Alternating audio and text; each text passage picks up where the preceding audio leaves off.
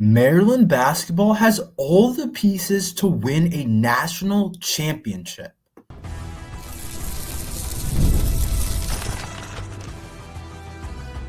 You are Locked On Terps, your daily podcast on the Maryland Terps, part of the Locked On Podcast Network. Your team every day.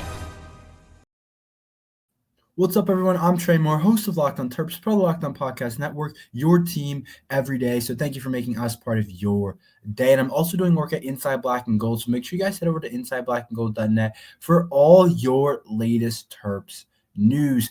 Today, we are going to be talking about why I think Maryland basketball can win a national championship, not win a game in March Madness, not make a run. I think the Terps have all the pieces to win a national championship. I first off want to start by saying this. Am I saying Maryland's the best team in the country? No. I don't think they're the best team in the country. There are plenty, I don't want to say plenty, but there are teams that are better than Maryland.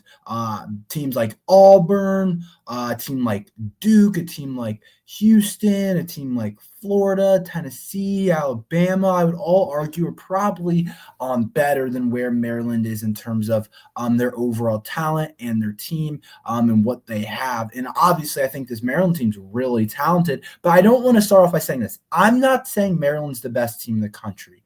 It's a different argument to be saying that. But I think Maryland has all the tools, all the players to win a national championship.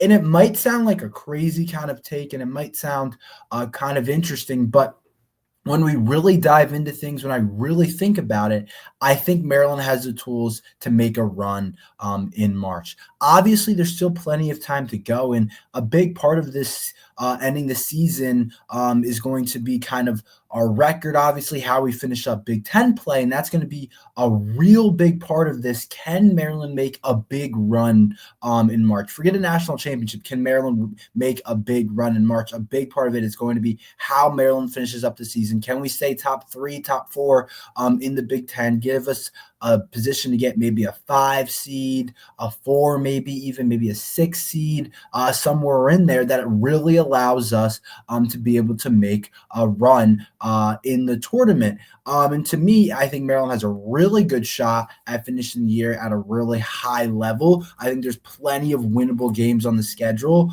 starting tomorrow, actually, against Nebraska, which we'll talk about tomorrow at 8:30, Iowa on Sunday. And then, of course, we have 2 big dogs in Michigan State and Michigan. But other than that, it's not a ton. It's definitely not a gauntlet for Maryland basketball. And I think we can finish up with a really solid record, which leads me to my beginning point that if we finish up at a really good spot in the Big Ten, I think we're going to win a couple games in the Big Ten tournament and put ourselves in a good position in terms of seeding. That's going to be really important for us to win a potential national championship, or if you want to be a little bit less out there, you could say to make a run in March Madness. But that's not really what I want to say. I don't want to just say a run. I think Maryland has the tools to be able to win it all, and I really do believe that. And then I want to add on this.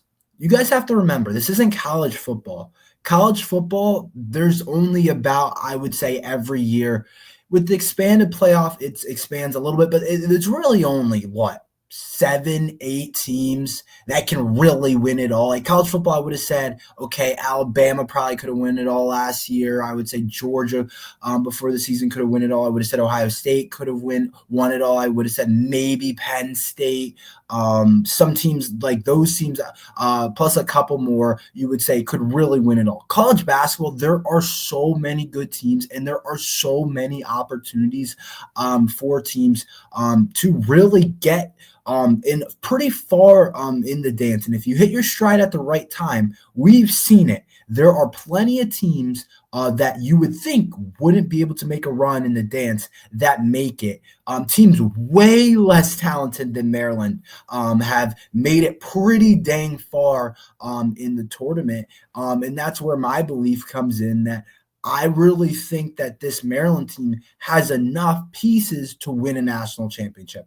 I think we're really talented. I think especially our starting lineup, that if we end up playing right at the right time in March Madness, I don't think there's a team in the country that we couldn't potentially beat on any given night. And that's a really cool thing about college basketball, is that it doesn't have to be perfect.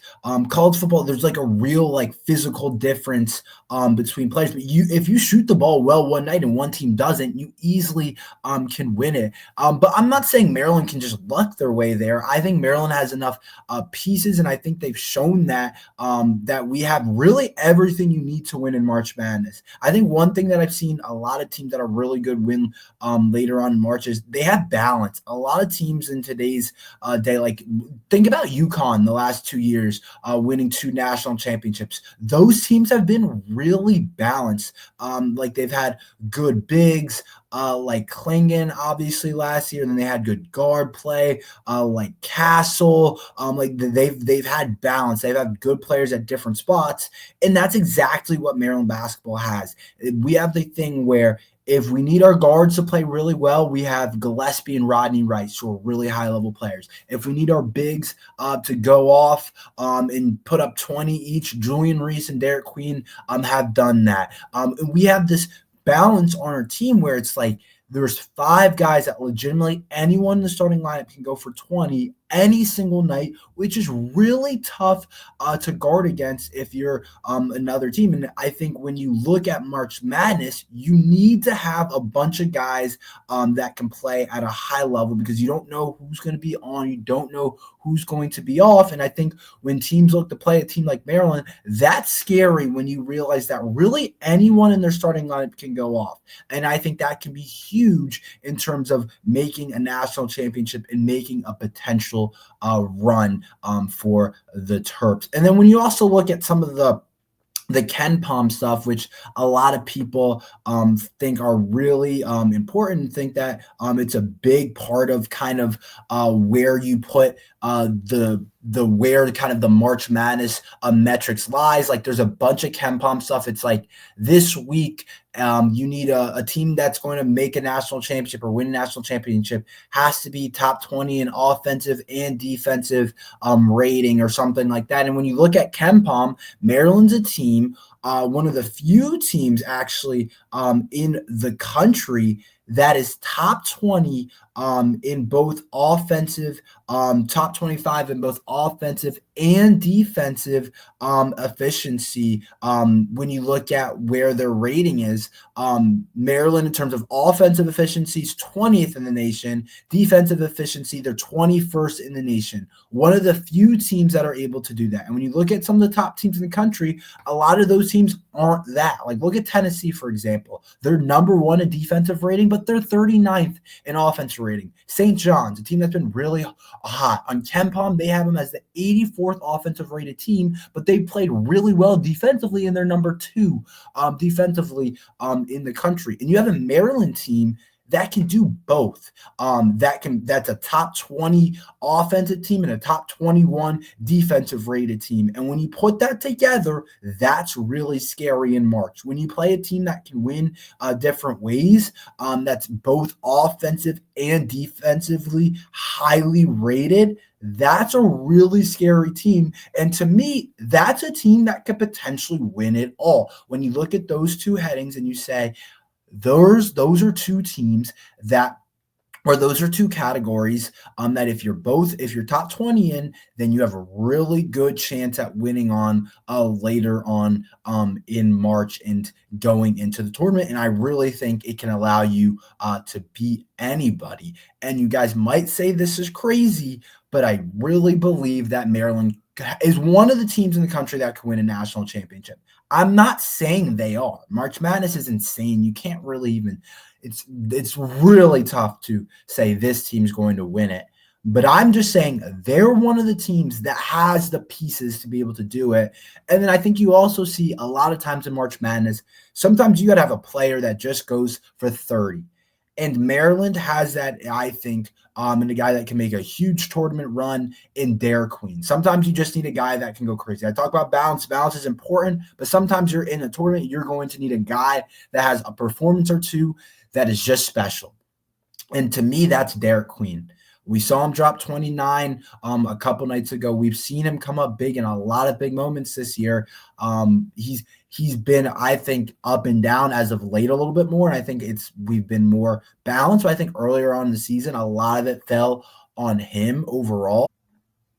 But I do think Derek Queen in March is a guy that any given game could potentially give you 30 points, 25 points, and maybe let you take down, like, let's say in the third round, we have to play a team like Texas A&M, really talented SEC team, and Derek Queen goes for 25.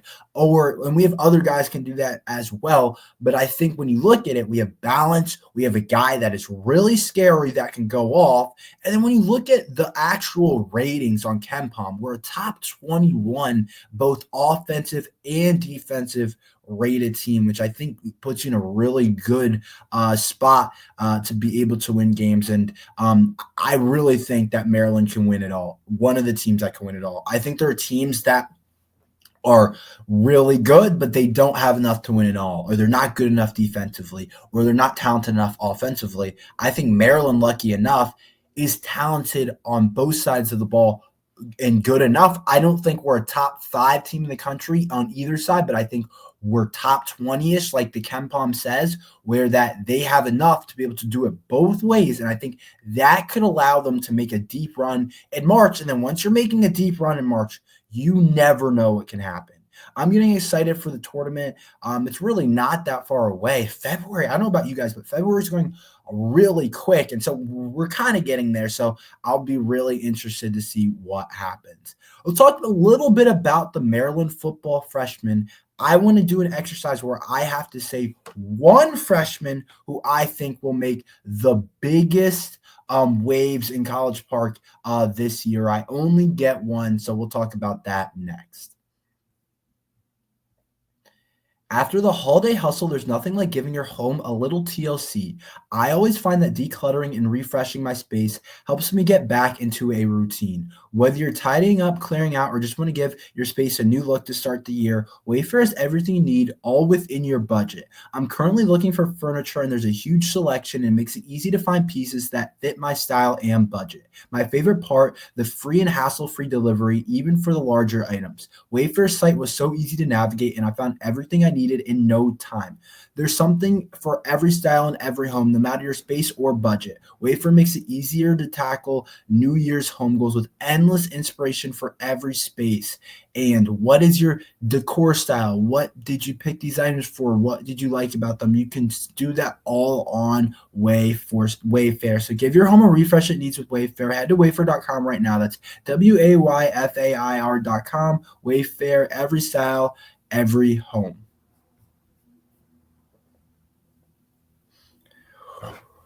Best freshman for Maryland football this year. And I'm not talking about and I want to keep Malik Washington out of this. And I don't even know if he's going to be the starter. I talked about this yesterday. Actually, I just don't want to add Malik Washington into this because when you talk about the freshman that's going to make the most impact, it's kind of tough when you have a potential freshman quarterback. I want to talk about outside of Malik Washington. I think if I had to put Malik Washington in there, I still don't really know if he's going to be the starter, but you probably would still have to say him. But I want to keep Malik Washington out of there, and I want to say what Maryland football freshman I think is going to be the number one in terms of making an instant impact. So here's my thing. I'll go through a couple guys that I don't think it will be, and I'll tell you why I don't think it will be them. Like I said, I'm keeping Malik Washington out of it just because I don't want to kind of skew it a little bit. But There's some guys that I think could do it, but I don't think will end up being the one. I think Bryce Jenkins, D lineman from Washington, D.C., I think he has the body to make a huge impact right away. I think he has the strength to come in right away on the defensive line and make a big impact.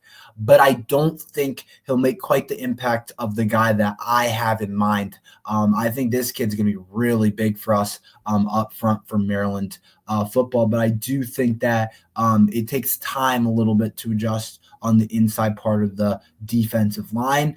So I do think he's a guy I really like, that I think is really good, that I think a lot of people have pretty highly recruited, and it's going to be a huge, big body. But I don't think right away he's the guy for me that makes an impact, right? Or he might make an impact, but not the most impactful freshman. Zymir Smith, I thought about. He's interesting. I think for me, I can't pick Zymir because I don't know what he's playing yet. Is he playing corner? Is he playing receiver? Is he playing running back? I don't know. I'm guessing the spring game we'll get a better kind of idea of where Loxley is at with that, and where they kind of put him, and maybe it'll come out. But we know Zymir is committed to Alabama. We know he's got some freakish athletic tools. You want to beef him up a little bit. He's a pretty small guy, but I do think he's a guy that potentially could make a big impact next year in terms of his playmaking, but he's not a guy I think will be the number one impact freshman. And then Iverson Howard, the running back, he could get some run early on, but I also don't think he's the guy. I think that we have a couple running backs ahead of him that will do some things. And then here's what I kind of, my top three were. I really, I kind of want to take Jalen Gilchrist out. I think Jalen Gilchrist is going to be one of our best offensive linemen in 2 years. But his first year, I don't know how much we play him, to be completely honest, because we just have a lot in that room in terms of transfers, in terms of freshmen coming back, in terms of returning starters. I think it's a thing where he might end up being the best player in that class, like even better than maybe Malik Washington, better than some of the other guys down the list. But to me, I just think that next year, we're weirdly in a good spot. In terms of offensive linemen, where we have some returning guys, we have some freshmen, we have some transfers that I don't know if he's going to be asked to play right away for the Terps. But a guy that I think is going to be an instant impact is actually our newest commit. But there's one guy that I forgot that I wanted to mention. I really consider Messiah Dalholm 4-star safety because he might play right away. With losing Brandon Jacobs, losing a ton of guys in the secondary, losing our two actual starters, Glendon, Dante, back there, of course, Bowbury 2 years ago. Messiah Dalholm has a real, he was number 2 on my list. But he has a real impact just because of playing time to start right away and everything. So I think that's interesting. But the guy I think that will do it right away, I actually really think it's Zahir Mathis. I really do. And it's not because he's our newest commit. It's not because of that type of thing. I really believe that the position that he plays, the importance of that position with his physical traits, he has a chance to be the biggest impact freshman next year. I've had trouble kind of predicting these because you really don't know. They're tough to predict. I feel like I usually don't get it right. I forget who I chose last year. I don't know because I think not a ton of them played, or I know not a ton of them played. I think I might have said Braden Lee, but he ended up getting hurt of, obviously. So I don't, but this year I do think a lot of these guys have a real chance to play a lot. Zamir Mathis, of course, 4-star edge, rated as a top 170 player, the 16th ranked edge on 3. And I really believe, to me, that he's going to be a guy that plays right away. I don't think Maryland's super deep at edge. I don't think we have a ton of guys that we really love out there at the pass rushing position.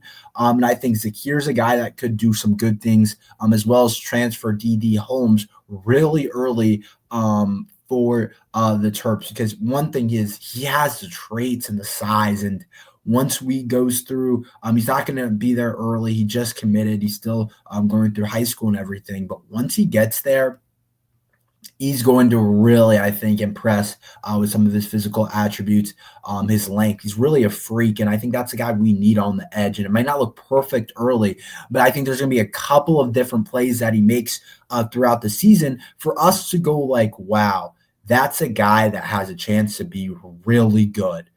You know what I mean? And I think that's kind of what's going to happen. I think that's what's going to end up coming true for Zahir Mathis. Is he's going to do a couple of things this year where we're like, wow, that's a special type of play. Wow, that's a really awesome play. On the edge, you could have like a couple of sacks. I don't think we're going to have a ton, or we don't have a ton of returning pass rushing talent that I feel good about, and it hasn't been good. So I think he has a chance to come in right away and play at a really high level. So I'm excited to see that.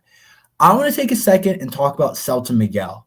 When he plays well, Maryland is as good as anybody. I'll talk about that next.